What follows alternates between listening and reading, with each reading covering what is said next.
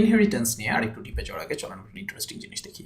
যে মনে করেন ক্লাস প্যারেন্ট ক্লাস, যেহেতু প্যারেন্ট একটা রিজার্ভ কিওয়ার্ড, শুধু প্যারেন্ট আমরা ইউজ করতে পারবো না। তো মনে করেন এটার আমরা একটা ফাংশন লিখি যে কনস্ট্রাক্ট,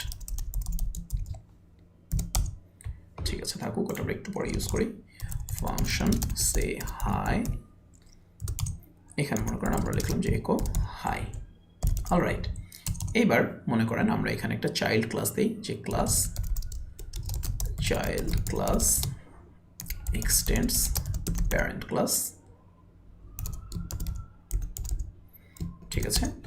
সো ওরও একটা মেথড থাকলো যে সে হাই, এখানে আমরা জাস্ট হ্যালো বললাম, ওকে। সো এখন দেখেন যে আমরা যদি এই জায়গাটায় লিখি যে দিস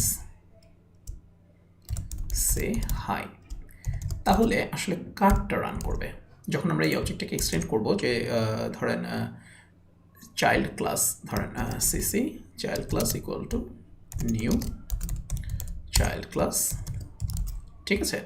দেন এটা আসলে কারটা রান করবে, কারণ এখান তো কনস্ট্রাক্টরে সে হাই বলা আছে, দিস সে হাই, তাই না? সো এর ভিতরেও তো কনস্ট্রাক্টর সেম কনস্ট্রাক্টর ইউজ হবে, তাই না?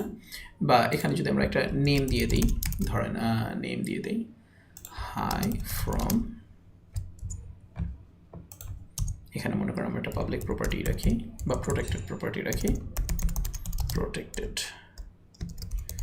নেম, ঠিক আছে। Say hi from this name, okay fine. So আমরা এখন যদি এটাকে এক্সটেন্ড করি নিউ চাইল্ড ক্লাস, তাহলে আলটিমেটলি কি হবে, কারণ এটা কনস্ট্রাক্টরে বলা আছে say hi. So child class যখনই আমরা দিব তখন তো অটোমেটিক্যালি এই কনস্ট্রাক্টরটা রান করবে, তাই না? মনে করেন ABCD আমরা দিলাম, চলেন আমরা রান করি। তাহলে কি এইটা রান হবে নাকি শুধু হ্যালো রান হবে? এবার রান করি, দেখেন এখানে বলছে হ্যালো, শুধুমাত্র হ্যালো রান করেছে। আমরা কিন্তু সে হাই কল করি নাই, কিন্তু তারপরও এই যে প্যারেন্টে যে দিস সে হাই এটা আছে, সে কিন্তু যেহেতু এখন এটা এক্সটেন্ডেড অবস্থায় আছে, সো এই ক্লাসের সে হাইকে সে কল করেছে। এই প্যারেন্ট ক্লাসের কোনো মেথড যখন আমি দিস বলবো, প্যারেন্ট ক্লাসে যাকে এক্সটেন্ড করা হয়েছে দিস দিয়ে যখন বলবো, তখন আলটিমেটলি এর মেথডগুলো রান হবে, ওকে। এই জিনিসটা বোঝা থাকা দরকার।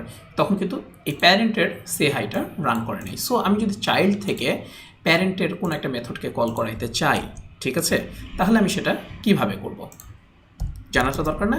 অবশ্যই দরকার, কারণ প্যারেন্টেরও তো এমন কোনো মেথড থাকবে যেটা আমাদের সাথে একই নামের মেথড, কিন্তু আমি কল করাইতে চাই। তখন আমরা কি করব, প্যারেন্ট সে হাই এইভাবে বলবো। এটা রান করার জন্য আমরা এখানে একটা ছোট্টকে কারেকশন করে নিই, যে this name equal to name, okay ব্যাস। এবার যদি আমরা রান করি, দেখেন এই যে হাই ফ্রম ABCD, এবং এখান দেখতে পাচ্ছি আমরা হ্যালো। সো চাইল্ড ক্লাস থেকে প্যারেন্ট ক্লাসের কোনো একটা মেথডকে এক্সক্লুসিভলি কল করতে চাইলে আমরা এভাবে প্যারেন্ট তারপর দুইটা কোলন দিয়ে কল করতে পারি, ওকে, যে সে হাই। তখন কিন্তু প্যারেন্ট ক্লাসের এই মেথডটা কল হয়েছে, কিন্তু প্যারেন্ট ক্লাস থেকে কখনো যদি আমরা এরকম দিস দিয়ে সে হাই কল করি, তাহলে আলটিমেটলি সেটা চাইল্ড ক্লাস, অর্থাৎ যে ক্লাসটাকে এক্সটেন্ড করেছে সে তারটা রান হবে। আর এখানে যদি এই মেথডটা না থাকতো, ঠিক আছে, ধরেন এই মেথডটা নাই, চাইল্ডের মধ্যে এই মেথডটা নাই, তাহলে কি হতো, তখন সে এটা রান করতো, এই যে হাই ফ্রম ABCD। কিন্তু চাইল্ডের মধ্যে যদি কোনো একটা মেথড থাকে, ওভাররাইট করা থাকে অলরেডি, তাহলে যেটা হবে সেটা হচ্ছে ফার্স্টে চাইল্ড এটা রান হবে।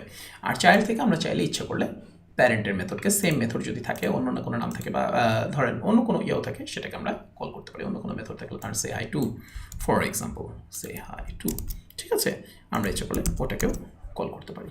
অলরাইট, এই জিনিসটা মাথায় রাখাটা খুবই খুবই ইম্পর্ট্যান্ট, যে কখন আসলে কে কল করছে, যে দিসের স্কোপ, এই জিনিসটা আর কি।